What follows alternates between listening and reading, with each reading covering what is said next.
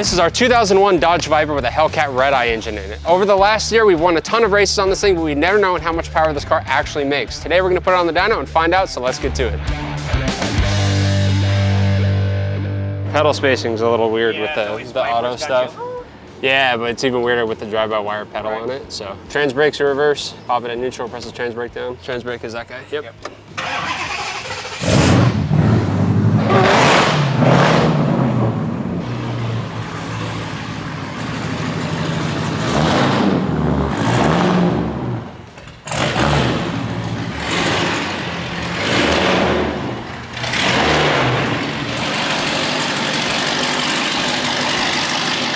We got the Viper in the dyno room. They're gonna start strapping it down, and then pretty soon we're gonna be doing some pulls. So this is an all-wheel drive dyno. It has a fair bit of parasitic loss to it, so the numbers are probably gonna be a little bit lower than what they actually are. I think this thing is gonna put down insane power regardless. So we originally built this car for roadkill nights last year. We originally had a manual in it, which was a lot of fun. It was a super hairy car to drive. We actually did pretty well at that event. We placed second, so we almost made it to the finals. I don't really count the Alex Taylor race as in the bracket, but we pretty much placed second at that event, which was really cool. Got the car back. Car's an absolute ripper, super handful to drive. We took it to this versus that, and we absolutely beat down a Gen 5 Viper that was running about 300 horsepower worth of nitrous, and that was a super fun event. And then we took it back to roadkill this year. We made some changes. The car's now black. We put a turbo 400 automatic in it and beefed up a few other things and dialed in the racing shocks, and now it's significantly faster than it was before. We went out to that event, absolutely crushed it. Made it to the finals, barely lost. We were lost to Corrupt Builds and their Barracuda with Kayla Rundle driving, which was really cool. Their car, though, is not a full interior street car like ours. That Barracuda is literally one Steve Morris race engine away from a full-blown pro mod. So the fact that we showed up and did that well with a car with street interior, pretty much a street trim Viper, was really cool. So this car has been an absolute ripper. It's probably one of the most successful racing cars we built at Throttle. So I'm very excited to see what kind of numbers this car puts down today. Thank you to Magnaflow for letting us bring this Viper down here and put it on their dyno. Their dyno room is absolutely beautiful. So really nice. I love the whole facility. The aesthetic is so cool. So it's really nice to see. So it's going to be super fun to be here today. It's also going to be extremely loud. This car is obnoxiously loud. So we're going to have to find some earplugs laying around here before we start doing pulls. But yeah, I was hoping they would pull the car in this way, not with the exhaust face in the back wall, because we're about to light up this whole building with noise. But it's going to be really cool.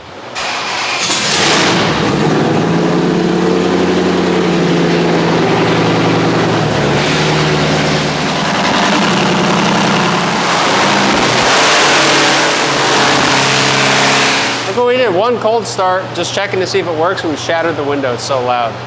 Unbelievable. We're gonna get in trouble. All these windows are gonna break today. I'm just kidding. That wasn't us. But if we break a window, that'd be cool. But Richard probably wouldn't be happy about it. It happens. Was that from sound, or did something fly off? No, rock in a tire. That's one of the reasons why we don't run sticky tires on this dyno. Yeah. It will literally eject that. We're going to be doing 150 to 170 miles an hour. That thing is rolling out at 100 miles an hour. Yeah, it comes booking out your smoke. Like a bullet. Yeah, crazy. Dyno's all calibrated. Ready to do some pulls? Yep. Sick. Let's do it.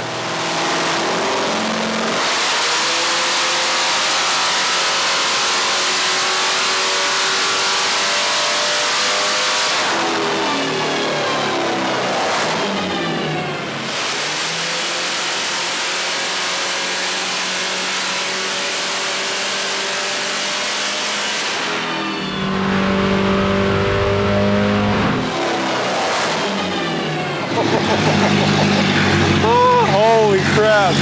This car's so violent, dude. You don't see it when you're going down the track because it's moving, but dude, he got on it. The whole car went whoop, stood right up. You can feel it in your chest. So freaking loud. That was cool. I don't know what it put down yet, but freaking rowdy, man. Holy crap. So Richard was telling me that sometimes if they run the dyno for too long or too hot, which we didn't, I think the car prior before did, it can start to have communication errors. So it didn't even record that run. So we're gonna have to do another run. He's gonna shut the dyno out completely, reset it, and then bring it back up, and hopefully it'll record the power numbers. So, but the Blue Mustang did 409, that's pretty good. But we're doing way more than that, dude, I think. That thing, dude, it is so loud. It's so loud. And I was like, my chest. Yeah. I was like, oh, crazy, huh? And dude, we're not even on we're on like the little street tires that came with the, I mean, they're big, they're 355, but like just seeing, did you see the whole car pop up on the suspension? Went boop, like unruly loud. So if you've heard the Viper in real life, you know how freaking obnoxiously loud this car is, even at idle and starting. Under load, it is way worse. It is so freaking loud. What a cool car, dude. I love this thing. Viper, amazing. Pull number 2, hopefully this one records. It should. We reset the dyno, so it's gonna get real loud here in a second.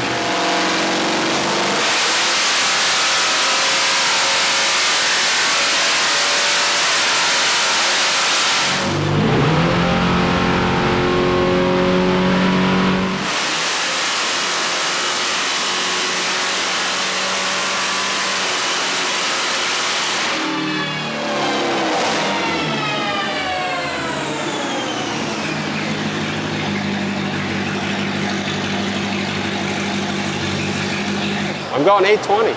Oh, you were off. I was off. 676. The other thing, I don't know if you heard, what is it, like a 5,000, 5,000 stall, yeah. So I heard it kind of ramp up. Yeah. It pulled, and then it pulled through that, and then it almost felt like a converter lockup, but that's not a non-lockup converter in there, right? Yeah. This is an open converter. So I'm going to pull through it this time because it didn't get all the way to the end RPM. This little loop you see here is from the converter. When the converter slips, which is what it's supposed to do, it reads a lower RPM when it slips, so you get this weird loop which you wouldn't normally see. So if you look at it versus real time, you'll get a more natural curve that you're expecting, but you can't see the RPM because when the converter's slipping, you get that little bit of misread. But the power numbers are probably pretty close.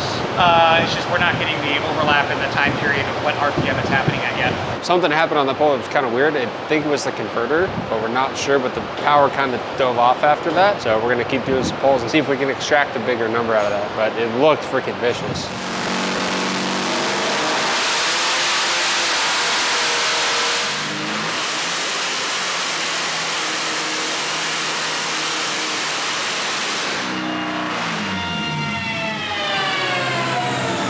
Try a second gear pass and go a little lighter. It might blow the tires completely off too. So we'll have to figure it out.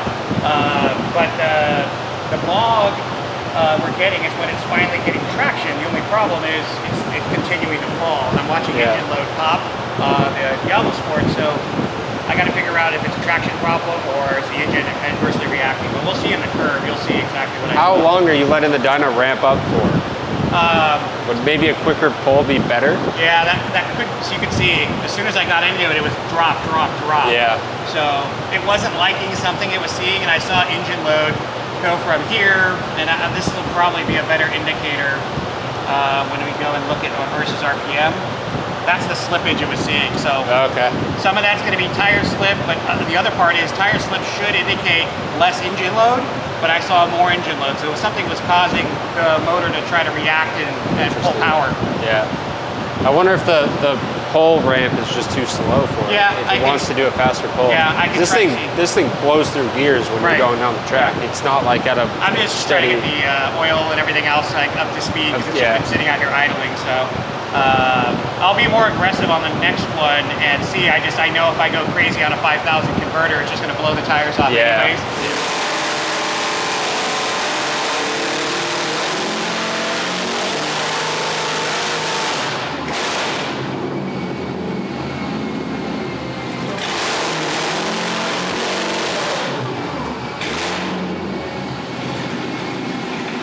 So the engine's backfiring and doing all sorts of weird stuff. So I think it might need to have the nitrous running to do a clean pass on it. So the last map we've done has been for nitrous, and we've run nitrous pretty much every pass we've done since. We can definitely feel that it's loaded. You know, as I'm putting more throttle in, it's actually fighting it. So that means we've got unburnt fuel in the combustion chamber, which is causing probably a little bit of that, the ping noise we're getting is just its compression's up because we've got unburnt fuel in there. Yeah. And then it's dying on the power because it's got a knock sensor that's trying to keep it from actually advancing because it feels like it's just pulling all the timing. Okay.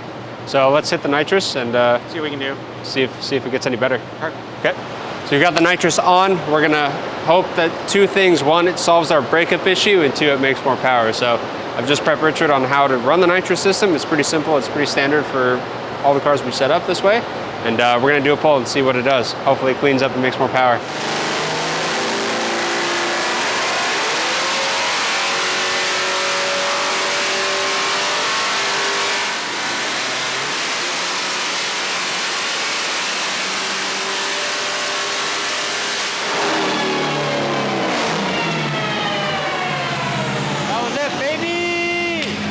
so we have to be running nitrous at full throttle with this tune. So I'm sure we can revert to a tune before we ran the nitrous and it would run fine, but this tune has to be running nitrous, otherwise it starts popping and banging and knocking and doing all sorts of weird stuff because we add fueling for the nitrous.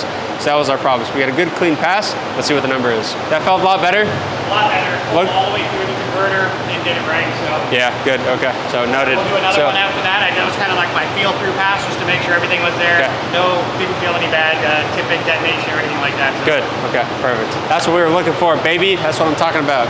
Let's see what we made. I was right there, yellow pass. Let's go ahead and clear off all the other data. 707. The car made 707 at the wheel, which is a lot. Here's our pass. Let me see what it looks like versus RPM. So here's your converter slippage. Right at 55, that converter comes in hard and pulls. Sick. But it feels good now. It's not doing the bog, so it's not overfueling. Yeah. Whenever I see this happening where I get progressively worse results, where you see everything drop progressively each pass, that's the engine loading up with fuel. So this pass cleaned it out. Maybe we get a better one after this on the same run. So we'll check our nitrous pressure, make sure we're at the same spot, and we'll do another pass. All right, beauty.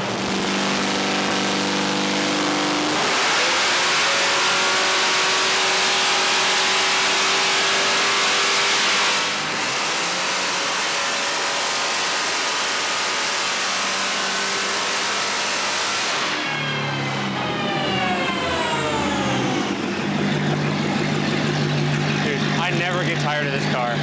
Looking at it, starting it, driving it, seeing it make passes, seeing it on the dyno, it's so much fun every time. I will never get tired of this car. This thing is amazing, dude. It sounds so good.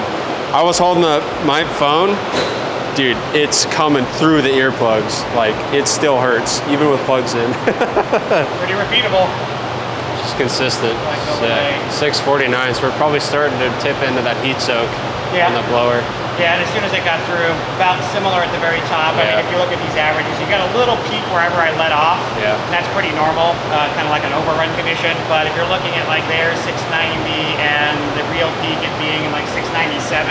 Yeah. The car feels very similar. This is what makes these engines so insane, and makes this car so insane, is you have pretty much a flat power and torque band. It's ridiculous. It pulls like a freight train. So like a lot of peaky cars, like the Turbo Supra, the power graph will come in and it's making like, this is a problem I had with it when we had it out at, we had it at Motegi Track Battle at Willow Springs. Yeah. It's super peaky. So the Supra has a really wide power band, which is really good, but it starts at like $5 grand. Right. So until the turbo spools up, it's making like 200 and 250 horsepower. And then the turbo comes in at 42 up to 5, and then it's making, you know, 1,000 across the top. But the Hellcat motor doesn't care. Whatever RPM you're in, you roll into it, it's making, you know, 700 at the tire across the entire power band. It's insane. All right, that's it for our dyno day. We've ran the Viper. We got 707 at the tire. Now, if we were to keep going, the horsepower numbers were starting to drop off the more pulls we did, and that's a classic example of heat soak from the Viper. That's the reason whenever we're doing runs, we stop for a little while, take a little bit of a break, put a bag of ice on the blowers, because this thing really starts to heat soak. So if we kept doing pulls, unless we waited like an hour and then did another pull, the numbers would have just kept going down because the AITs are getting hot, the whole engine's getting hot, and it just starts going downhill rather quickly. So I'm super happy. Again, this dyno does read about 20% parasitic loss, which is a lot. Usually they're about 15 to 17. Real world numbers, this thing is landing about 875 to 900 at the crank, which is plenty. Stock engine minus the mods we've done to this thing make about 797 alleged from Dodge. We've never tested that, but I know our Viper is making a lot of power, which is really cool. It's so cool to see this thing run on the dyno. We've seen it run on the track a ton. The car's so freaking loud, man. It's unbelievably loud. You feel it in your ears, you feel it in your chest. It's an experience. So.